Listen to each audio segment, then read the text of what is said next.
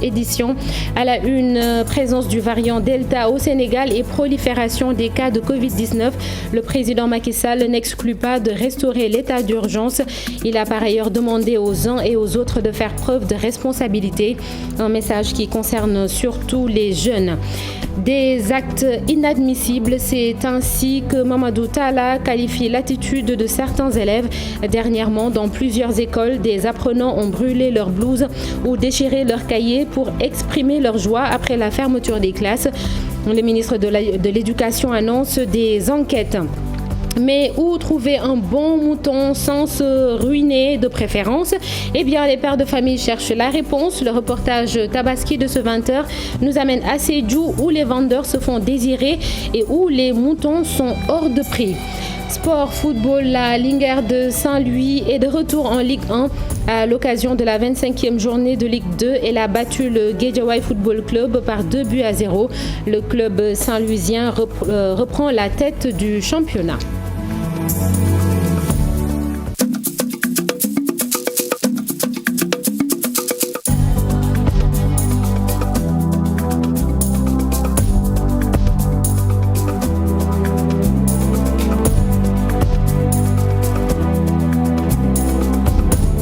Bienvenue à tous et merci de nous choisir. Guy Marius Sagna arrêté encore avec 5 autres individus. Ces derniers sont les proches des 6 personnes emprisonnées depuis 2018 dans l'affaire de la saisie record de drogue au port de Dakar. Le leader de Frappe France Dégage était parti déposer une lettre de protestation au ministère de la Justice. Il proteste contre la détention préventive de ces individus alors que les étrangers arrêtés dans ce dossier ont bénéficié d'une liberté provisoire et sont rentrés chez eux. La situation épidémiologique loin d'être maîtrisée au Sénégal. Le dernier bilan du ministère de la Santé parle de 738 nouvelles contaminations, à plus de 4000 en 8 jours. Et face à cette résurgence de la maladie, le chef de l'État n'exclut pas de prendre des mesures comme l'état d'urgence, avec notamment la fermeture des frontières, une limitation des déplacements. Macky Sall invite tout de même les Sénégalais, surtout les jeunes, à plus de responsabilité. Nous l'écoutons au micro de Pafarening. Dans ce contexte où on observe une flambée de l'épidémie depuis quelques jours, je ne saurais clore mon propos sans renouveler mon appel à nos compatriotes pour la limitation des rassemblements et des déplacements, le respect strict des gestes barrières, le port systématique du masque, l'adhésion massive à la vaccination, seule stratégie qui nous permettra, dans une mobilisation communautaire soutenue, de nous débarrasser définitivement de cette pandémie. J'invite en particulier la jeunesse à redoubler de vigilance et à veiller au respect scrupuleux des mesures barrières durant ces vacances, pour réduire de façon significative la circulation et la transmission de ce virus. Alors je voudrais également dire très clairement que si les mesures et cette contamination doivent évoluer, je prendrai toutes les mesures que nécessitera la situation, y compris s'il faut retourner à un état d'urgence, s'il faut refermer les frontières, s'il faut interdire les déplacements. Il faut que nous soyons conscients que ce variant Delta a une vitesse de contamination sans précédent. Le chef de l'État l'a évoqué. Le socio-anthropologue Cheikh Ibrahima Niang suggère aux autorités de s'inspirer de l'engagement communautaire, une stratégie qui a eu de bons résultats lors des 2 premières vagues de contamination. Le professeur Cheikh Ibrahima Niang a d'ailleurs jugé irresponsable l'attitude de certains politiciens qui sont à l'origine de plusieurs rassemblements. Voyons tout cela avec Chérif Dia et Mohamed Dieng. Le virus continue de dicter sa loi comme l'attestent les chiffres. Entre lundi et vendredi, 2499 cas sont enregistrés au Sénégal, un pays sous la domination du variant Delta représentant 30% des nouvelles contaminations. Nous sommes dans une situation assez alarmante qui nécessite qu'on tire sur la sonnette d'alarme et qu'on commence à penser différemment. Pour autant, le socio-anthropologue ne désespère pas. Il préconise toutefois un retour à la case départ, c'est-à-dire s'inspirer de l'engagement communautaire noté lors des 2 premières vagues. On vient d'une mobilisation extraordinaire des communautés. On vient d'un volontariat terrible des jeunes, que ce soit les jeunes dans les quartiers, que ce soit les jeunes étudiants en sciences sociales, en médecine, qui se sont donnés corps et âme et qui n'avaient pas été reconnus en conséquence. Il faut retourner à cela, parce que ceux-là ont déjà eu l'expérience. À un moment donné, vous sortez en ville, vous voyez, tout le monde a porté son masque pratiquement. Rares étaient les gens qui ne portaient pas les masques. Et vous voyez des gens prendre des initiatives pour le lavage des mains dans leur quartier, dans leur coin, dans leur zone, dans leur marché. Il y a eu à un moment donné une explosion d'initiatives communautaires qui a accompagné des changements au niveau de la manière de percevoir la maladie. Malheureusement, regrette le spécialiste, cet élan communautaire a été brisé par la classe politique qui a renoué avec les rassemblements. Le principal allié d'une épidémie, c'est la politisation. Et quand je dis politisation, ce n'est pas seulement le pouvoir, c'est le pouvoir et l'opposition. C'est tous les politiques. Parce que les logiques politiques sont celles-là même qui entraînent les rassemblements. Parce qu'ils veulent atteindre des objectifs qui sont des objectifs politiques. Les chercheurs ne regardent pas cela. Les chercheurs ne peuvent pas regarder cela. Ils regardent les faits, les données scientifiques et ils parlent en conséquence. C'est justement sur la base des données scientifiques que le Comité national de gestion des épidémies a demandé aux populations d'éviter tout rassemblement, de quelque nature que ce soit, ainsi que les déplacements et voyages pendant cette période de fête de Tabaski. Dans le cadre des mesures de résilience, au total 740 milliards de francs CFA ont été distribués par le comité Fonds Force Covid-19, ce qui équivaut à 74% de taux d'exécution. Selon le président du dit comité qui présentait ces chiffres, il est prévu une évaluation citoyenne pour permettre aux populations de voir toutes les dépenses. Ce sera du 28 juillet au 28 septembre. Le président Macky Sall, qui a montré toute sa satisfaction, promet d'appliquer les recommandations. Pafarening et Youssou Baro.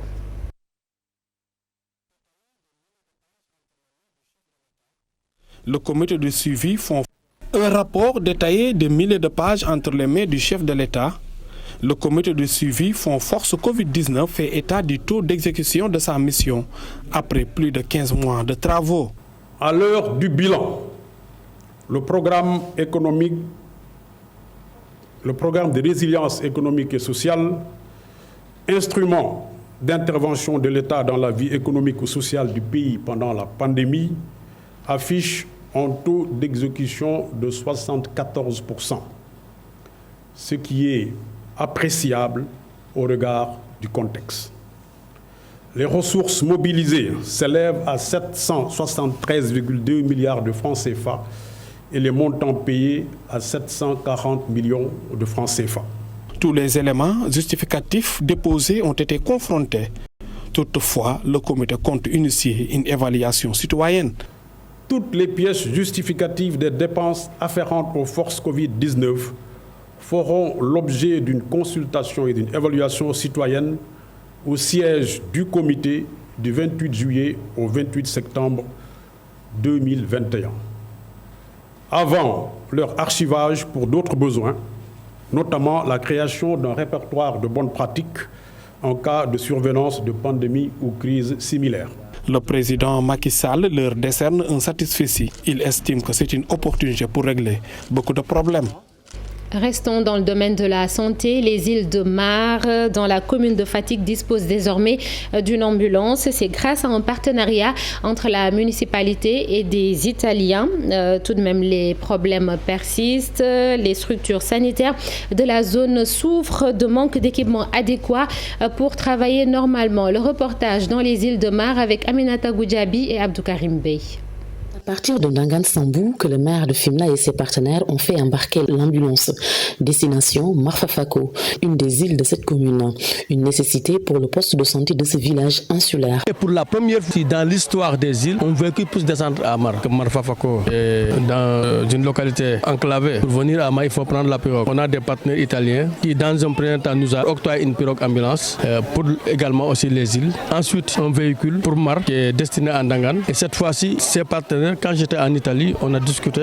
La voiture a été uniquement commandée pour Marfafako. Au-delà du poste de santé de Marfafako, cette ambulance va également desservir les structures sanitaires des îles voisines. Parce qu'au niveau des îles de Mar, il y a 3 villages, voire même 4. Il y a Marloch, Marfafako, Marsoulou et Marwandje. Il y a 2 postes de santé au niveau des îles. Il y a le poste de Marfafako et le poste de Marloch. Et une case de santé au niveau de Marfafako. Cette ambulance servira de relais pour ces 3 postes. L'infirmier chef de poste de Marfafako se réjouit de l'arrivée de cette ambulance sur l'île, mais Idrissa Sarr évoque d'autres problèmes qui secouent le poste de santé qu'il dirige. Le bâtiment qui l'abrite est délabré et les équipements usés pour la plupart. Comme Marfafako est une île, il y a le sel. Une fois on fait la construction, le sel il abîme le bâtiment. Le matériel aussi est en fer et donc les lits sont enrouillés. L'électricité fait aussi défaut dans la zone, ce qui rend souvent le travail très difficile, surtout pendant la nuit. Les postes n'ont pas de lumière. Or, une maternité où la sage-femme fait des accouchements avec une lampe torse est inadmissible actuellement. Les gens ne pensent pas à doter des services de santé en panneaux solaires. Beaucoup d'autres structures sanitaires situées en zone insulaire sont dans la même situation. Des partenaires viennent souvent leur donner un coup de main, mais ça ne suffit pas. L'État devrait faire une discrimination positive en faveur des îles, surtout en matière de santé, selon les habitants de Marfafako. Merci Aminata Goudjabi. Encore une saisie de faux médicaments suite à un renseignement reçu faisant état d'un convoyage de médicaments contrefaits. La brigade de gendarmerie de la zone franche industrielle a procédé à la saisie d'une importante quantité de médicaments dans la zone de Zagbao. Comme vous le voyez sur ces images, le communiqué parvenu à notre rédaction signale juste que la quantité est estimée à 46 606 500 francs CFA. On ne peut plus précis. Les produits étaient dans un véhicule de type car rapide vers le rond-point Rufsac. Le convoyeur a été interpellé. Et sachez qu'entre mai et juin, la valeur totale des faux médicaments saisis était estimée à 2 milliards 100 millions, ce qui menace la santé publique, bien évidemment. Et voici une nouvelle tendance pour le moins inquiétante des élèves qui mettent à sac des salles de classe, déchirent des cahiers ou même incendient des uniformes après la fermeture des classes. Des actes inacceptables selon le ministre de l'Éducation qui annonce des enquêtes pour situer les responsabilités. Mamadou Talla demande aussi aux parents de raisonner les enfants. Il est au micro de Fatou Bintou Conté et Diafaraba. Ceci, nous l'avons condamné. Vous savez qu'on est dans une société assez complexe aujourd'hui. Et les élèves qui ont terminé leur année scolaire, ils étaient contents, ils se sont adonnés à ces activités que nous condamnons. Et le ministère, en prenant notre porte-parole, le ministère de l'Éducation nationale, a parlé hier au niveau de la presse pour dire que l'Éducation nationale n'accepte pas ces actes. Nous sommes un lieu d'éducation, un lieu où on transmet le message, un symbole pour la République. Et donc, ce n'est pas le lieu où on fait ces choses. Alors, on est en train d'identifier ces jeunes qui l'ont fait. Mais nous lançons un appel aux parents, aux élèves, aux enseignants, pour que l'école demeure et reste un lieu d'éducation et un lieu surtout de transmission de connaissances et de savoir. Le ministre de l'Éducation a assisté à la cérémonie à la 10e édition du concours des Miss Sciences et Miss Mathématiques. 32 filles issues des 14 régions du pays ont été récompensées. La marraine de cette année est Sophie Gladima, la ministre du Pétrole et des Énergies. Fatou Bintou Conté et Diafaraba. La 10e édition Miss Mathématiques et Miss Sciences a vécu. Au total, 32 filles des moyennes et secondaires venues des 14 régions du Sénégal ont été récompensées. Ce concours très sélectif, selon le ministre de l'Éducation, va permettre aux filles de se maintenir dans les matières scientifiques. Le concept Miss Mathématiques, Miss Sciences est tellement accepté dans la sous-région, au niveau de l'UEMOA, au niveau de la CEDEAO, au niveau de la CONFEMEN et de l'UNESCO. Notre modèle est donné en exemple. y a beaucoup de pays qui veulent s'inspirer de nous. Ça nous a permis de maintenir les filles, ça nous a permis de stimuler également.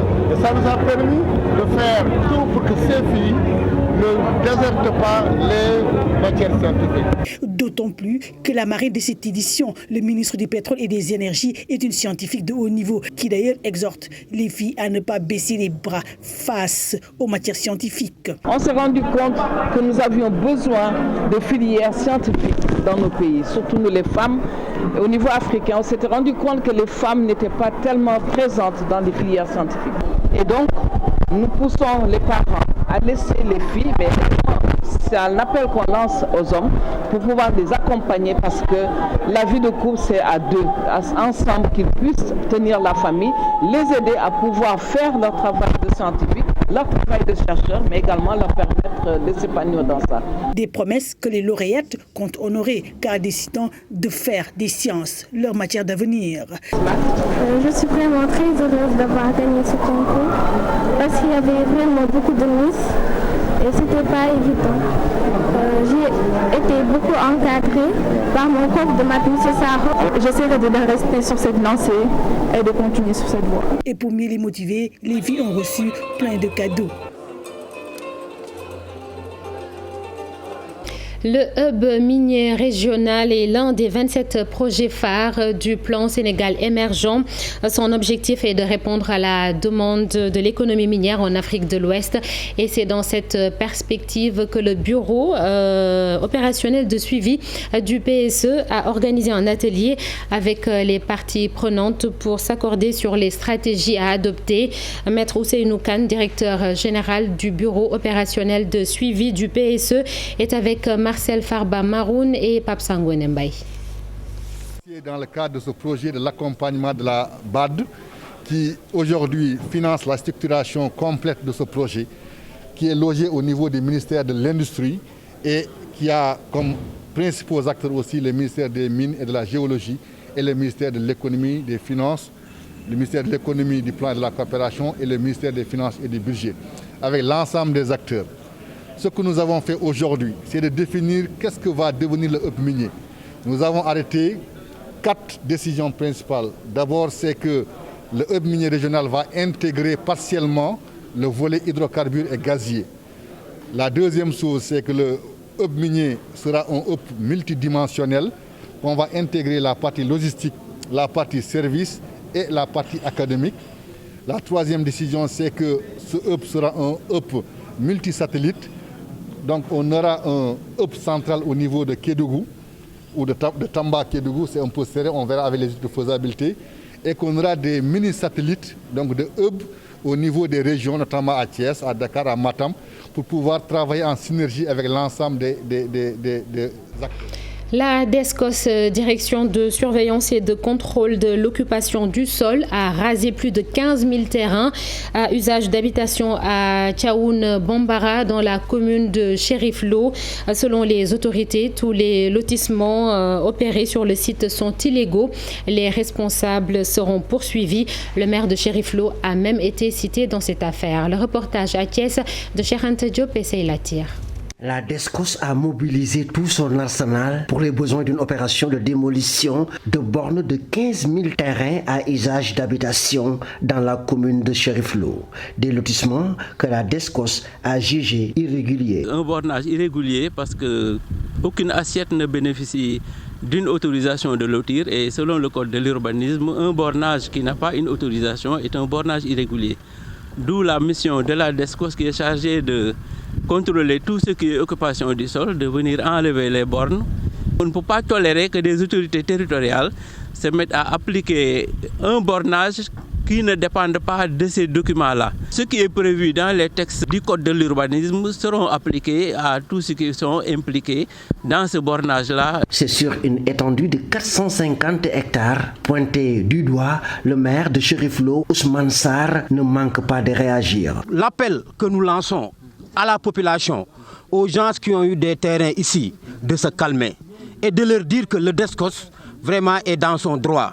Donc le terrain, l'autorisation de lotir n'est pas encore sortie, mais ça suit son cours normal. Donc régulier, très régulier même. J'ai eu à investir environ 95 millions sur ce site, après que je me suis présentée auprès de l'édule pour voir. Effectivement. Il m'a effectivement rassuré que le site était en règle. Au moment de me céder les parcelles, on m'a cédé en dehors de l'assiette. Donc c'est un problème. Pour éviter les opérations de démolition de maisons intervenues à Mbourkat Extension, la DSCOS a jugé nécessaire cette fois de tuer le fœtus dans l'œuf. À présent, le reportage Tabaski, à moins d'une semaine de la fête des pères de famille, toujours à la recherche d'un mouton. À Sédhiou, par exemple, les bêtes sont chères et les vendeurs ne sont pas nombreux. Bakary Konté et Khalid Djamé ont réalisé un reportage sur place. À quelques jours de la fête de la Tabaski, beaucoup de pères de famille n'ont pas encore trouvé de moutons dans le Pakao à cause de la cherté des ruminants. Cette année, il y a une situation un peu difficile. Les moutons sont un peu chers, franchement parlant. Les bourses ne sont pas les mêmes. Je demanderai tout simplement à ce que les autorités chargées de faire acheminer ici, de faciliter l'acheminement des moutons, qu'elles le fassent, qu'elles facilitent l'accès aux moutons, ne serait-ce que du point de vue transport et du point de vue contrôle frontalier au niveau des frontières. Donc vraiment que toutes les dispositions soient prises pour au moins que les populations puissent fêter la Tabaski vraiment dans l'harmonie. Une situation qui plonge les vendeurs dans une inquiétude totale car les clients se font rares. Les vendeurs sont en train de se plaindre pour le moment. Parce que aussi, avec la saison de pluie qui vient de s'installer, en cas de pluie pour le moment, il n'y a pas de tente pour le moment.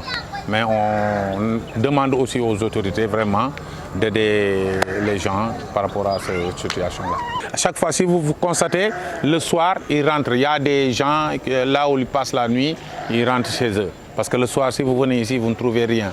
Donc, ils vont passer chez les Ndiatigui et autres. Le prix, il y a de 50 jusqu'à 175. Les populations attendent avec impatience l'arrivée de d'autres vendeurs afin d'espérer avoir des prix raisonnables. Et vous entendez souvent des maraîchers se plaindre de leur grosse quantité d'invendus. Le directeur de l'horticulture demande au secteur privé d'investir dans l'aménagement de chambres froides. Dr Makumba Diouf estime tout de même que cette surproduction est synonyme de bonne performance. Le voici avec Ibrahima Djamé et Fally Gaye. Il faut bien que des efforts aussi importants soient faits, y compris par l'État, pour la conservation. Pourquoi je dis y compris par l'État? Ça ne devrait pas être l'État. Ça devrait être l'affaire du secteur privé. Parce que les privés qui aujourd'hui ont chez eux 50 000 tonnes, il y a un privé sénégalais qui a 50 000 tonnes de pommes de terre en magasin. Qu'est-ce qu'il a fait? Il a pris un crédit à la banque, il a donné son apport, il a dépensé 9 milliards pour réaliser des chambres froides pour 50 000 tonnes. Aujourd'hui, après la Tabaski, et 4 mois après, il sera le seul à vendre de la pomme de terre pour 50 millions de kilos, c'est-à-dire 50 000 tonnes, à raison au moins de 350 francs le kilo.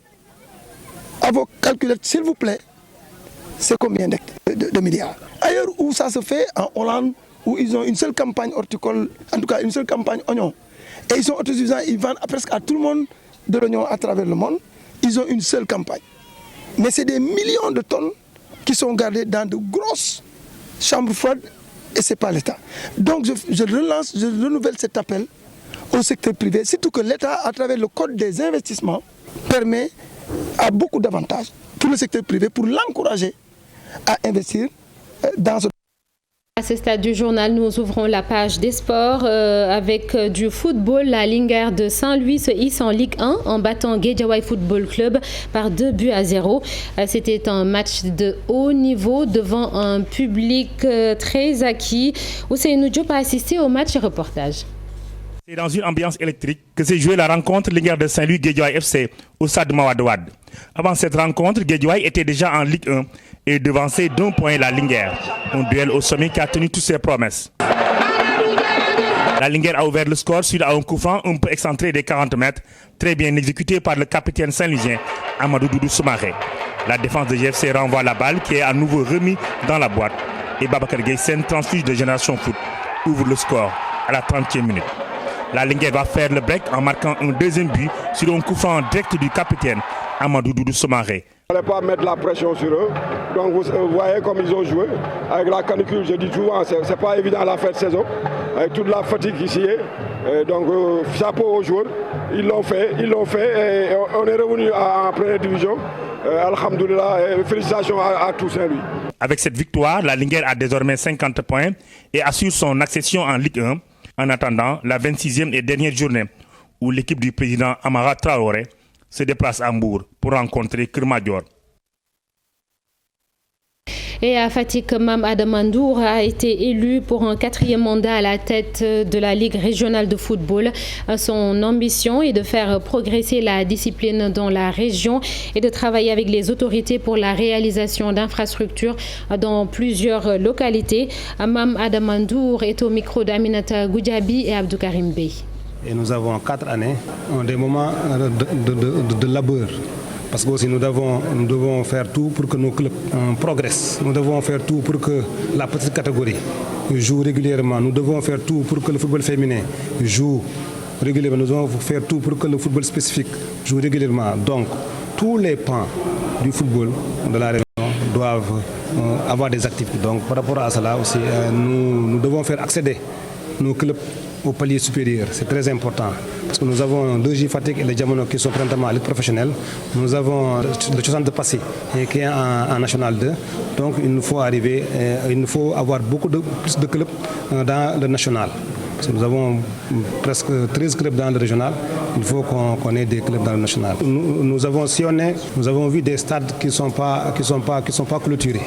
Ça aussi, nous allons travailler peut-être avec l'État, avec le ministère, notre tutelle. En même temps, avec la Fédération sénégalaise de football, essayer de doter certains stades de pelouse synthétique. C'est très important parce qu'aujourd'hui, à Fatick, nous n'avons qu'un seul terrain, le stade Massène Sène. Après la Côte d'Ivoire, le Burkina Faso, BDM, Banque de développement du Mali, Sénégal, voit le jour.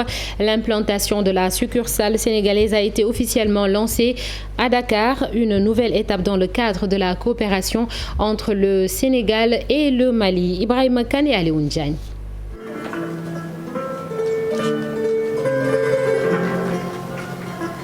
Une journée historique dans le monde des affaires.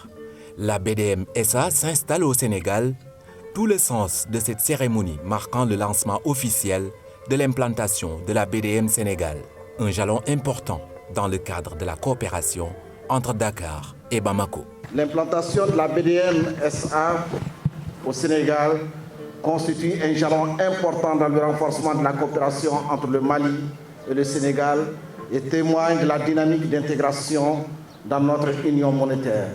Elle traduit également l'engagement des dirigeants de la BDM à accompagner les opérateurs économiques maliens et les partenaires, sachant que la République du Sénégal est aujourd'hui le premier partenaire commercial du Mali dans la sous-région. Ce choix du Sénégal répond bien à votre stratégie de déploiement sous-régional au niveau du groupe BDM et épouse la vision des autorités de l'Union qui, pour faciliter l'intégration de nos économies, ont prévu la mesure de l'agrément unique, de sorte qu'un établissement financier implanté dans un pays membre puisse se déployer facilement dans les autres pays de l'UMOA. Le choix du Sénégal pour abriter cette succursale n'est pas fortuit, compte tenu de la position du pays. Une succursale qui devrait contribuer efficacement à la promotion de la bancarisation. Nous sommes fiers de mettre en route cette succursale phare du Sénégal, dans laquelle nous fondons beaucoup d'espoir pour contribuer à combler les besoins de la clientèle sénégalaise, malienne, mais aussi d'horizons divers, car Dakar est un des carrefours du monde. Une ville cosmopolite abritant les sièges de nombreuses organisations sous-régionales. Avec un total de bilan consolidé de plus de 1500 milliards, on l'a rappelé tout à l'heure, et un résultat net consolidé de 20 milliards, le groupe BDM SA satisfait désormais tous les critères pour soutenir les économies des pays membres de l'Union. C'est pourquoi, afin de lui permettre de conforter son ambition régionale et rendre l'institution plus crédible, Le conseil d'administration a autorisé récemment le groupe BDM SA de porter son capital de 25 milliards à 50 milliards de francs CFA. Après le Burkina Faso et la Côte d'Ivoire, BDM SA s'installe au Sénégal. Une nouvelle succursale qui s'inscrit dans le cadre de la politique d'extension du groupe dans l'Union économique et monétaire ouest-africaine. Et c'est la fin de ce journal. Merci d'avoir été avec nous. Rendez-vous est pris demain, mais restez sur la TFM. Tout de suite, la dernière partie de Soir d'Info avec Mohamed Ali Mouba. Mohamed, c'est à vous. Merci, Sokhna Natamba.